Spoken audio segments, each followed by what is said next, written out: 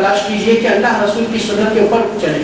یہ نہیں کہ لوگ فلاں کھانا بنائے تو معیاری دیتی نہیں تو نہیں، فلاں شادی خانہ لیے تو معیاری دیتی. حقیقت میں وہی فضول اسراف میں یہی لوگ شادی مسجد میں کرتے ہیں اور پھر لاکھوں روپے حرام میں فضول میں اسراف میں جاتے ہیں، گویا کہ یہاں جو کیے وہاں جا کر آپ شیطان کے بھائی بنتے ہیں. کیونکہ اللہ تعالیٰ قرآن مجید میں فرمائے ان المبذرین، فضول خرچ کرنے والے کیا ہے؟ کانوا اخوان الشیاطین، وہ شیطان کے بھائی ہو جاتے ہیں.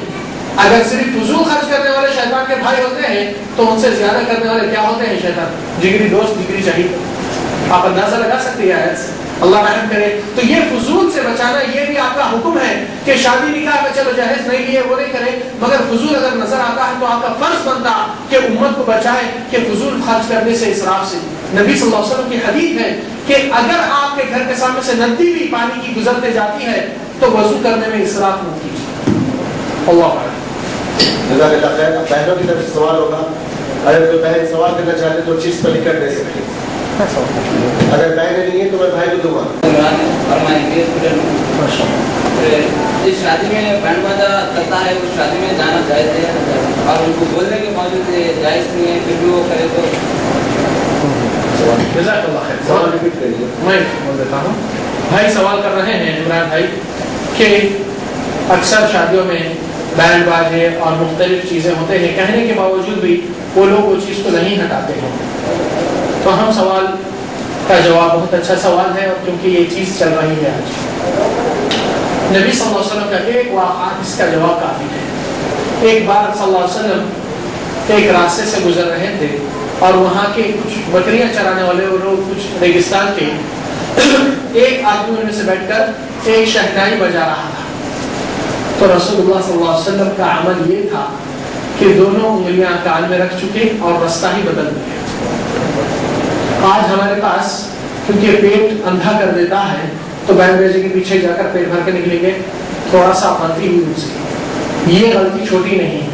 نبی صلی اللہ علیہ وسلم کی حدیث دوسری ثبوت دیتی ہے کل امتی معافی الا المجاہرون، میری ساری امت کے گناہاں جو اندرونی طور سے اور خفیہ طور سے انسان شرمندہ ہوتا ہے، چھپ چھپ کے کرتا ہے، ہو سکتا ہے انہیں توبہ کرے تو اس کو معافی مل جائے گی، مگر جو جہر اور اعلان کریں گے گناہ سے وہ ایسوں کے لیے معافی نہیں ہو سکتی. اور نبی صلی اللہ علیہ وسلم فرمائے، قرآن مجید میں آیت ہے، اللہ سبحانہ وتعالی فرماتے ہیں وَمِنَ النَّاسِ مَنْ يَتَّخِذُ لَهْوَ الْحَدِيثِ لِيُضِلَّ عَنْ سَبِيلِ اللَّهِ بِغَيْرِ عِلْمٍ وَيَتَّخِذَهَا هُزُوًا.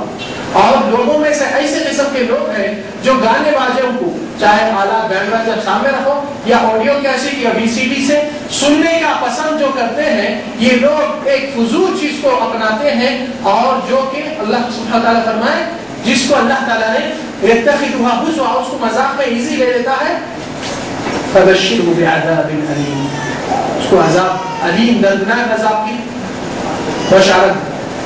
اللہ تعالیٰ تنزیہ انداز سے اس سے بات کر رہے ہیں. اور دوسری واقعات میں نبی صلی اللہ علیہ وسلم فرمائے کہ جو بھی اس چیز کا سننے کا عادی ہوتا ہے گویا کہ یہ شیطان کا ایک ہتھیار ہے. اور ہمارے کچھ کیسز میں بھی جنات اور شیاطین کا زور انسان کو اللہ کی رحمت سے ہٹانے کے لیے، وہ جدھر بھی باجے شروع ہوتے ہیں یاد رکھیں اللہ کی رحمت کے فرشتے ہٹ جاتے ہیں، وہاں شیاطین کا ماحول پیدا ہوتا ہے. تو آپ جس زمرے میں جا رہے ہیں اور جس جگہ پہ اللہ تعالیٰ آپ کو بیوی دلا رہا ہے اور زندگی بسانے کے لیے ایک آخرت کا سرمایہ پیدا کرنا ہے، تو پہلی چیز اللہ کی نافرمانی سے شروع کروں گا تو اللہ کی قسم وہی شادی کے نتائج آپ دیکھیے آگے کیا ہوتے ہیں، اللہ تعالیٰ زندگی میں عبرت بنا دیتا ہے. جزاک اللہ. ویسوں میں اٹینڈ نہیں کرنا چاہیے اور حق کی بات کہہ کر اگر نہیں سنتے ہیں تو کہہ دینا ٹھیک ہے تمہاری شادی تمہارے لیے، ہم ہمارے نبی کی سنت کو اور اللہ کے حکم کو بڑائی کرنے والے ہیں. جی السلام علیکم. سر نماز نہیں پڑھتا تو مسجد میں نکاح کرنا چاہتا ہے، کیا اس کے نکاح میں ہم جانا چاہیے یا نہیں؟ نماز نہیں پڑھتا ہے مسجد میں نکاح کرنا چاہتا ہے، ویسے آدمی کے نکاح میں ہمیں جانا چاہیے یا نہیں؟ دیکھیے پہلی چیز، جب ایسا آدمی نکاح کرنے سے پہلے سے آپ کو معلوم ہے وہ نماز نہیں پڑھتا ہے تو آپ کا فرض بنتا ہے کہ اس کو پہلے سے ہی تاکید کرنا کہ نماز پڑھا کرو. نماز سے اور ایمان سے آپ کا ہمارا رشتہ جڑا ہوا ہے، آپ رشتہ توڑ لینا چاہ رہے ہیں تو ہمارا کچھ، یہ صرف شادی کے وقت نہیں یہ شادی سے پہلے، کیونکہ آپ معلوم ہے کہ وہ بے نمازی ہے، اس کو تاکید کرنا اور یہ بیان کرنا کہ بھائی نماز پڑھنے سے آپ کا ہمارا ایمان میں بھائی چارگی ہوتی ہے، اور ایمان میں آپ ہے ہی نہیں تو بھائی چارگی کہاں سے بنی؟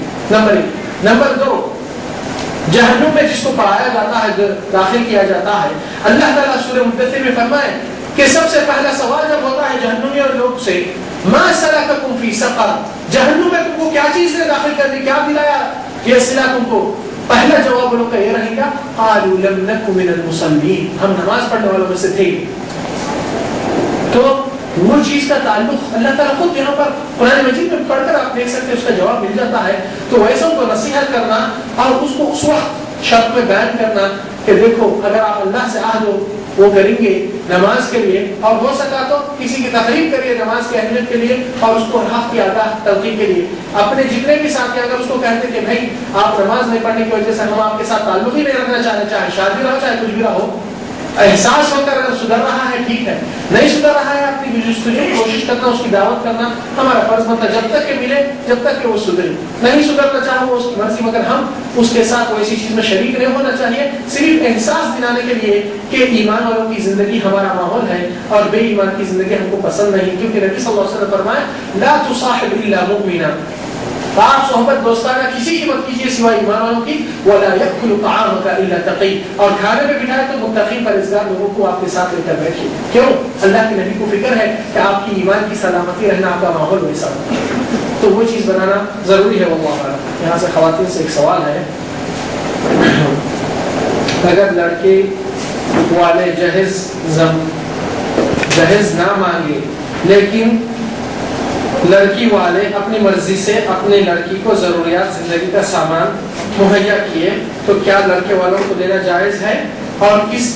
یعنی اچھا سوال ہے، کیونکہ ایک پوائنٹ میں اس میں بھول گیا تھا، کیونکہ یہ بات نکلنے کے بعد اور ایسے کچھ جمعے کے خطبات میں اور خطابات میں ہونے کے بعد بعض گھروں میں ایسی چال بھی ہوئی کہ جہیز نہیں لیا جا رہا ہے، مگر جیسا یہ نئی دلہن گھر میں داخل ہوئی اس کو زندگی بھر کے تانے یہی مارے جا رہے ہیں کہ تمہارے گھر سے ملائج کیا بولتی، تمہارے ساتھ آئے کیا بولتی، تم لوگ دیے کیا بولتی۔ یہ ہو سکتا شوہر نہیں کہہ رہا ہے مگر ساس، نند، نندیا اور جتنے بھی دوسرے ہیں یہ تانے مارنے پہ تل جاتے ہیں۔ تو بعض لوگ کہتے ہیں کہ بھئی اپنی مرضی سے ہم دے دیتے ہیں تاکہ ایسی باتیں ہمارے بچے کو نہ گزرے۔ تو پہلی چیز میں کہتا ہوں کہ لوگ کو دعوت ایمان کی دیجیے، دھوکے میں رکھنا مناسب نہیں۔ کیوں؟ کیونکہ یہ دھوکے سے دوسری امت کو دھوکے کے دینے کے برابر ہے۔ وجہ کہ آج آپ دے دیں گے اور آپ پڑھے لکھے اسلام کے پابند اور الحمدللہ ہدایت پہ ہے، لوگ آپ کا مثال لے کر کہیں گے ارے بھائی ان لوگ بھی دین تو واقف ہے، ان کو سمجھ ہے، وہ لوگ جہیز دیا تو ہم کیوں نہیں دینا۔ یہ طریقہ ایک دعوت ایک اور پھیلا رہے کر کے اور کہتے ہوئے آپ یہ کہہ رہے ہیں۔ تو ضروری ہے کہ جس جگہ پہ لڑکی کو آپ سمجھ رہے ہیں کہ ہم اپنی مرضی سے دے رہے ہیں، مرضی سے دینے سے کوئی بری بات نہیں، مگر شوہر، خوددار اور گھر والے معزز رہنا چاہیے کہ ہم اپنے خرچوں کو اپن سنبھال سکتے ہیں۔ تو یہاں پر عورت بچی کے اوپر سے بوجھ ہٹانے کے لیے ماں باپ دے دیتے ہیں تاکہ کوئی بھی بات نہ کرے، تو یہ شوہر کی ذمہ داری ہے جو شادی کرنے والا ہے کہ اپنے گھر والوں سے چاہے تو کہتے ہوئے چاہے تو ان سے رائٹنگ پہ لیتے ہوئے یہ بات کہہ دینا کہ بھئی ہم مرضی خوشی سے کہہ رہے ہیں کہ ہم کو کوئی جہیز لینے کی خواہش نہیں اور نہ ہم پسند کرتے ہیں وہ چیز اور نہ اس کے بارے میں ہمارے سے ذکر ہوگا۔ کیونکہ آج لوگ شروع میں لوگ کے سامنے ایک دکھاوا کرنے کے لیے وہ بھی ایک طریقہ ہو گیا، بول دیتے ہیں کہ ہم کچھ بھی نہیں لیے، غریب بچی کا بس صرف نکاح ایمان سے لیے ہیں، مگر بعد میں یہ دنیا کے تانے اور تحقیر اور گری ہوئی نظر سے دیکھنا اور ویسی باتیں کرنا انسان کا عمل ہی ضائع ہو گیا اور زندگی یہاں پر تباہی اور رسوائی پہ چلے جاتی ہے۔ واللہ عالم۔ تو اتفاقاً اگر کوئی دے رہا ہے تو یہ چیز کو رائج نہیں کرنا چاہیے ماحول کے اندر کہ ہم دے رہے ہیں تو دوسروں کو بھی دینے کا حکم مل جائے، نہیں، یہ اتفاق پہلے شوہر سے واضح طور پہ اس کے ماں باپ سے اس کے خاندان سے ہو جائے تاکہ یہ مسئلوں کو اس طریقے سے نپٹنا ضروری ہے کہ دین کی فہم اور دین کی ہدایت پہ ہم چل رہے ہیں۔ کہ یہ ہدایت آپ کو بری لگ رہی ہے، دنیا کا کچھ چیز چاہ رہے ہیں تو لوگ اپنی کھلی خلاصہ کریں گے، اور رائٹنگ پہ لینا مناسب اس لیے کہہ رہا ہوں کیونکہ لوگ آج کہیں گے کچھ، کل بدل جاتے ہیں، اور رائٹنگ پہ لینے سے آپ کو زندگی بھر ایک حق بنتا ہے کہ اپنی بچی پہ کوئی الزام عائد نہ کرے اور نہ آپ لوگوں کو کوئی چیز سے وہ کم سے کم اتنا تو خوف رہتا ہے اس چیز کا. یہ چیز ایک معنی رکھتی ہے.